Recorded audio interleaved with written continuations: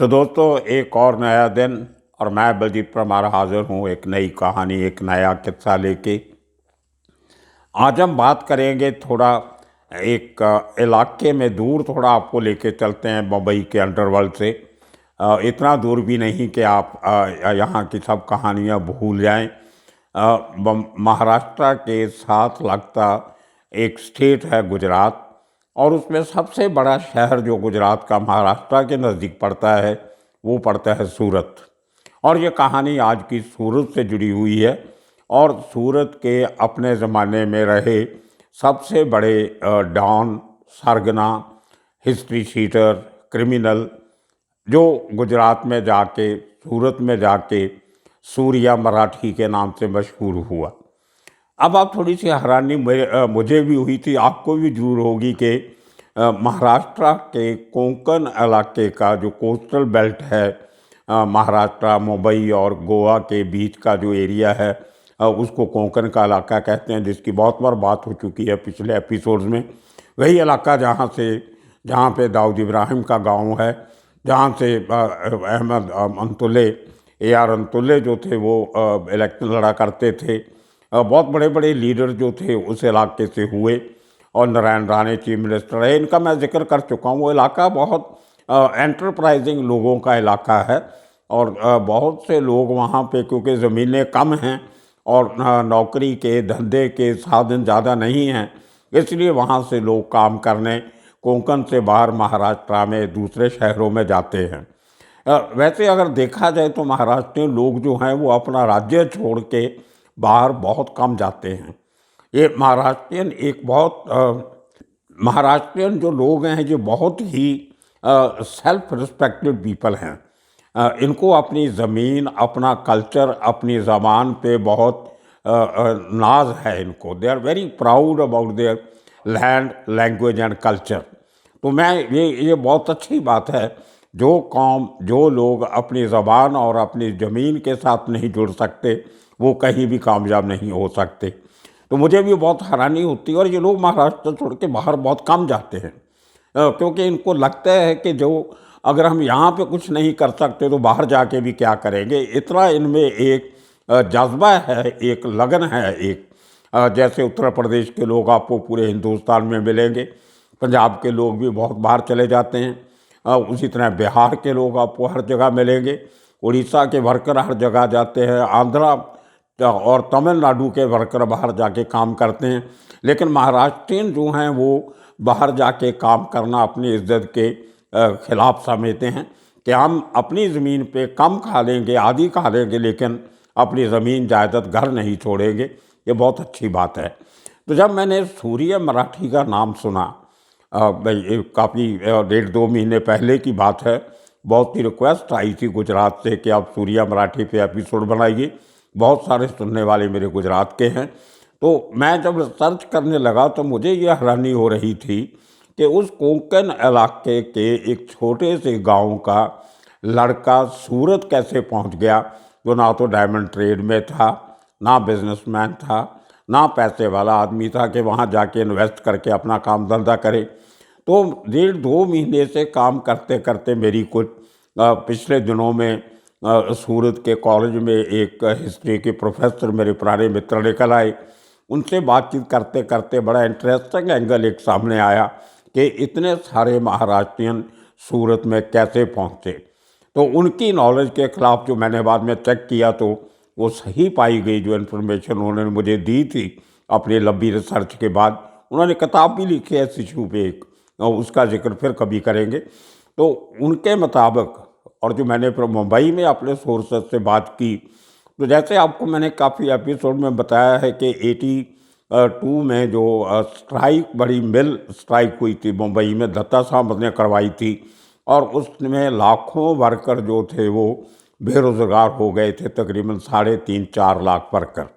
और मुंबई की ज़्यादातर कपड़े की मिलें बंद हो गई थी।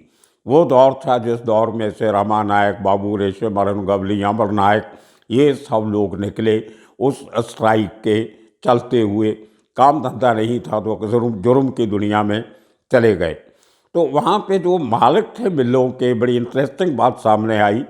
80% मिल मालिक जो मुंबई में थे कपड़ा मिलों के, वो गुजरात के मूल के थे, गुजराती थे, गुजरात के रहने वाले थे।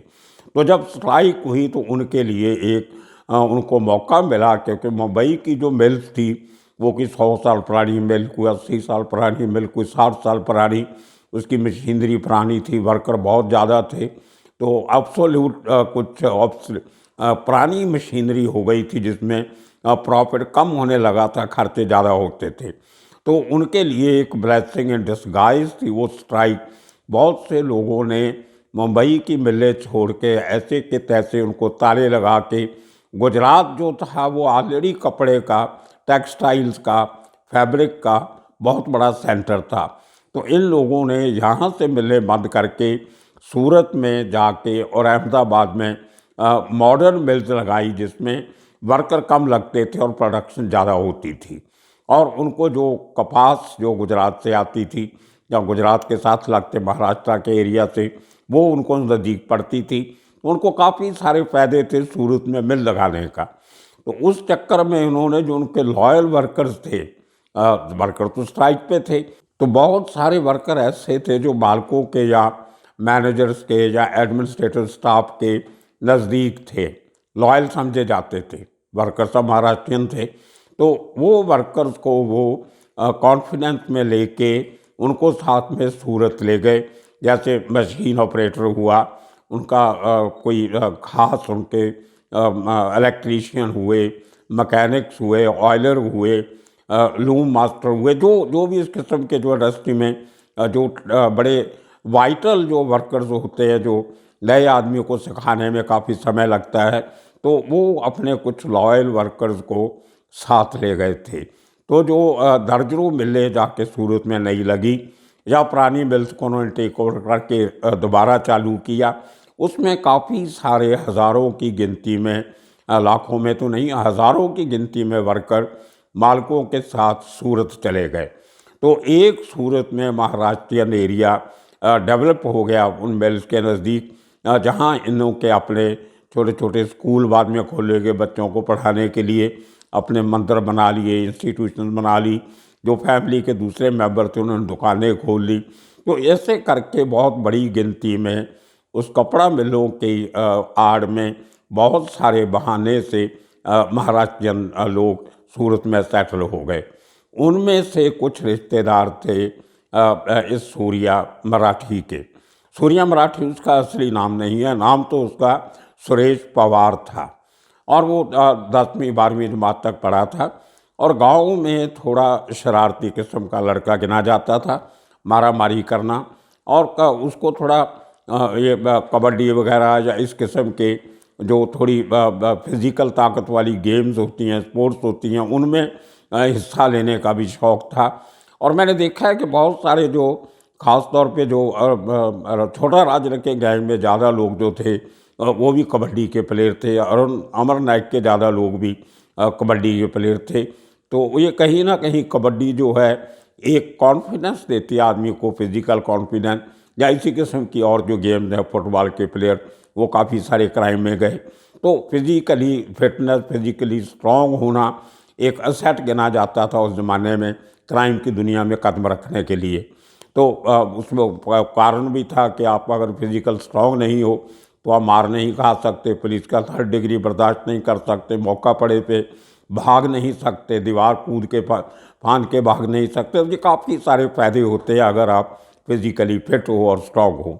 तो उसी घर वालों ने इसकी हरकतों से दुखी हो के इसको अपने एक नज़दीकी रिश्तेदार के पास जो सूरत में सेटल था वहाँ पे भेज दिया कि बॉम्बे भेजेंगे, जब मुंबई भेजेंगे, कहीं पूना भेजेंगे तो वहाँ पे फिर इसकी कंपनी उसी तरह की ढूंढ लेगा, प्रदेश में जाएगा तो शायद सुधर जाएगा। लेकिन सुधरने की जगह वो ज़्यादा बिगड़ गया।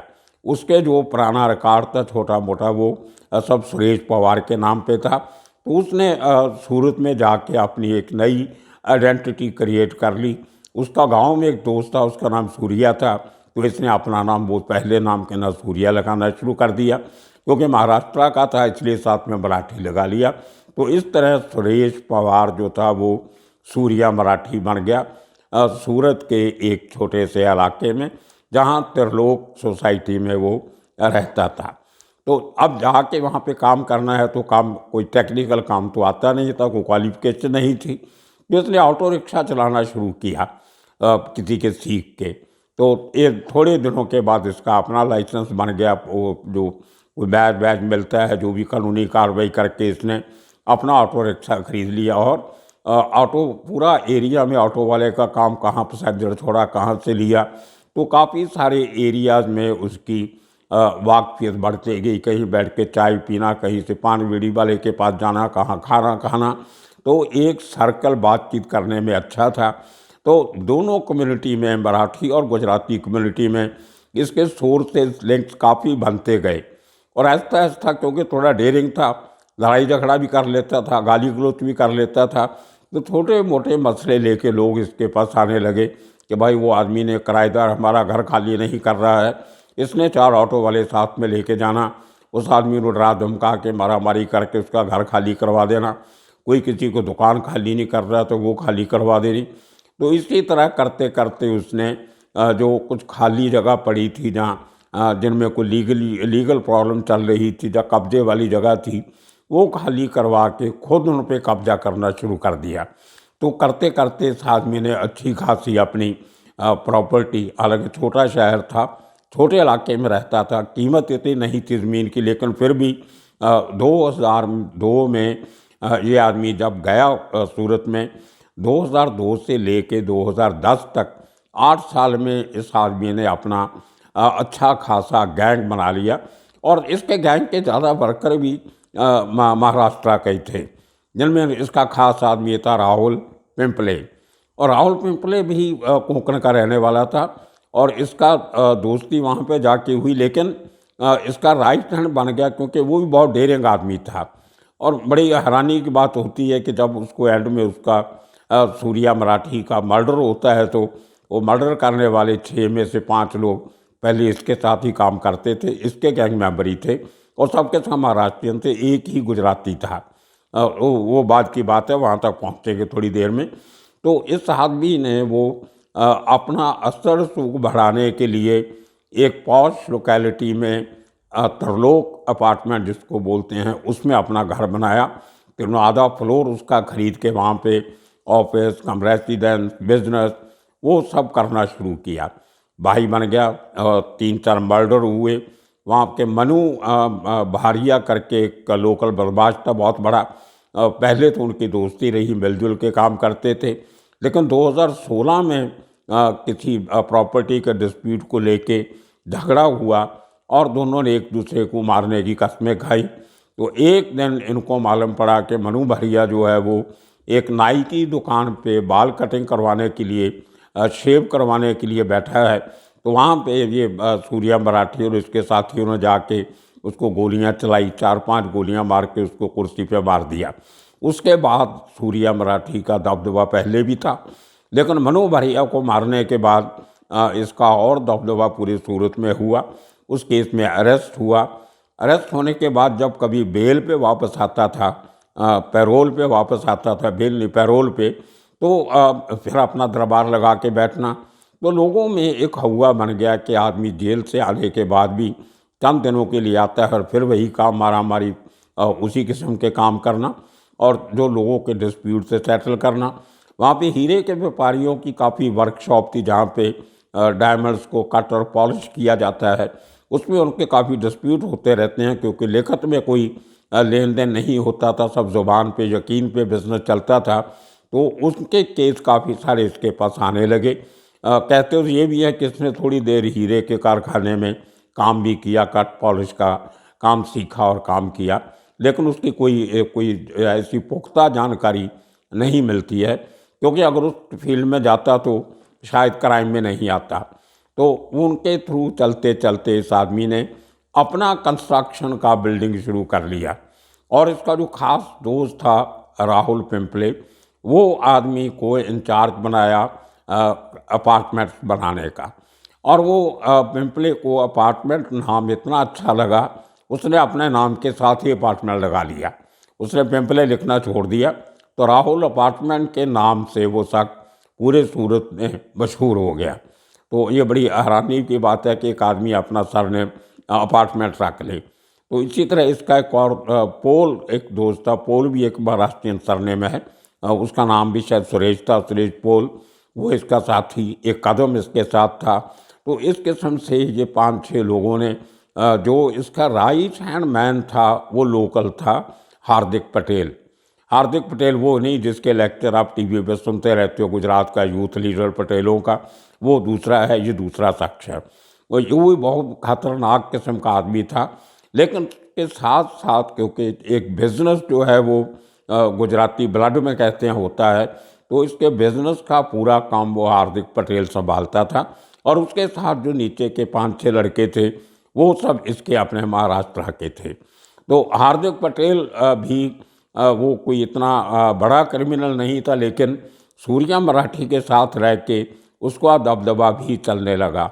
और उसने पूरा जो पैसे का लेन देन, कंस्ट्रक्शन का लेन देन, म्यूनसिपैलिटी वालों से बात करनी, टाउन प्लानिंग वालों से, तो ये पूरा जो एक मैनेजर का काम होता है, एक सीए का काम होता है, जैसे हर गैंग में एक इस किस्म का आदमी होता है। हम कल परसों के एपिसोड में बात कर रहे थे कि हर बड़े सरगना के पास एक दिमागी किस्म का आदमी होता है जो सब प्लानिंग करता है और पैसे का लेन देन करता है। तो वो पूरा काम हार्दिक पटेल करता था। अब देखिए हुआ ऐसे कि 2016 के मर्डर में जब सूर्या मराठी जेल में जाता है, तो जब पैरोल पे आता था तो हार्दिक पटेल के घर पे उसको मिलने जाता था। वहाँ पे उसने कहीं हार्दिक पटेल की बीवी पे निगाह रखनी शुरू की। जो बात हार्दिक पटेल तक पहुँची उसको ये बात अच्छी नहीं लगी और उसकी बीवी ने पुलिस में एक कैंची भी लिखवाई, जो नॉन कॉग्नाइजेबल ऑफेंस जिसको कहते हैं। वो क्रिमिनल कंप्लेंट तो नहीं होती, लेकिन एक वार्निंग देने वाली कंप्लेंट होती है। इस किस्म की 2 कंप्लेंट उसकी बीवी ने लोकल पुलिस में करवाई कि ये आदमी मुझे मेरे ऊपर गलत निगाह से या गलत तरीके से छेड़छाड़ करता है। उसको लेके हार्दिक पटेल और सूर्या मराठी में तू मैं शुरू हुई। लेकिन हार्दिक पटेल इतना कॉन्फिडेंट नहीं था कि वो सीधा इसके ऊपर अटैक करे या इसको मारे। तो उसने अंदर खाते से कोई नवंबर 2019 से प्लानिंग करनी शुरू की। एक एक करके उसने अपने लोगों को, सूर्या मराठी के लोगों को कॉन्फिडेंस में लिया। और जिनमें जो सबसे खतरनाक आदमी था, इसका कंट्रैक्ट किलर कहो या इसका सुपारी किलर था, वो राहुल अपार्टमेंट ही था, उसको भी उस आदमी ने साथ में मिला लिया। और ये 6 लोग जो थे जिनमें इसका पोल, कदम, ये सब लोग साथ मिलाए। और वो लोगों को भी लगा कि ये उसकी बीवी को आज ये तंग कर रहा था, कल हमारे घर भी ऐसा करेगा। तो कुछ पैसे को ले दे के भी झगड़ा हुआ। इसने इल्ज़ामबाजी लगानी शुरू की हार्दिक पटेल पे कि मेरे जेल के जाने के टाइम पे तू मेरे पैसे का मिसयूज़ किया। तो देखिए कितनी हैरानी की बात है कि एक शख्स का मर्डर बड़े बाज़ार में दुकान के अंदर दिन दिहाड़े होता है। सब लोगों ने देखा होता है, अक्यूज़ पकड़े भी जाते हैं और उसके बाद बरी भी हो जाते हैं। ये बहुत से केसेस में हम बात करते रहे हैं बार बार डिफरेंट एपिसोड्स में कि ऐसे कैसे होता है कि वही गवाह जो पहले चश्मदीद गवाह बनते हैं और बाद में जब फाइनल स्टेजेस केस की आती हैं तो वहाँ से मुकर जाते हैं कि हमने कुछ नहीं देखा। तो ये कहीं ना कहीं या तो पैसा लेके चुप कर जाते हैं, या बदमाशों के डर से चुप कर जाते हैं, या कोई और कारण होता होगा।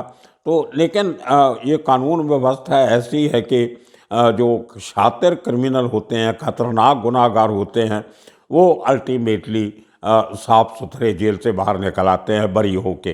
तो 7 या 8 तारीख को ये आदमी का ऑर्डर आता है और ये जेल से बरी होके आता है। बड़े लोग ढोल बाजा बजाते हैं इसकी आमद में, पार्टियां होती हैं, जश्न चलते हैं। और इस आदमी ने उस दौरान तक काफ़ी असर सुख बन गया था। महाराष्ट्र लोगों के बच्चों को स्कूल में एडमिशन दिलवाना, गरीब बच्चों को यूनिफॉर्म देना, गरीब लड़कियों की शादी करवाना। एक इसने वहाँ पे गणपति पंडाल लगाना हर साल गणपति बप्पा के उस फेस्टिवल में। और एक साई का मंदिर जो बन रहा था उसमें काफ़ी बड़ा पैसा वैसा इसने लगाया। और इस तरीके से रिलीजियसली सोशली अपनी एक जगह बनाई, और जब छूट के आया तो जाहिर था कि वो लोग ऊपर से या दिल से इसके आने की खुशी मनाते, गले में हार बार डाले। और इस आदमी ने दोबारा अपनी यहाँ कार्रवाई शुरू कर की, और इसको पता नहीं था कि अंदर खाते जो मेरे लोग हैं वो मेरे से टूट चुके हैं और मुझे मारने की पूरी प्लानिंग कर बैठे हैं। और जेल से छूटने के बरी होने के बाद एक हफ्ते के अंदर अंदर 13 जनवरी को 2000 को ये आदमी अपनी कुर्सी पे ऑफिस में बैठा होता है, और वो 6 लोग जो हैं वो अचानक इसके दफ्तर में आते हैं, जैसे रोज़ आते थे। हार्दिक पटेल था। इसको बिल्कुल कोई सोचने का, रिएक्ट करने का मौका नहीं मिला।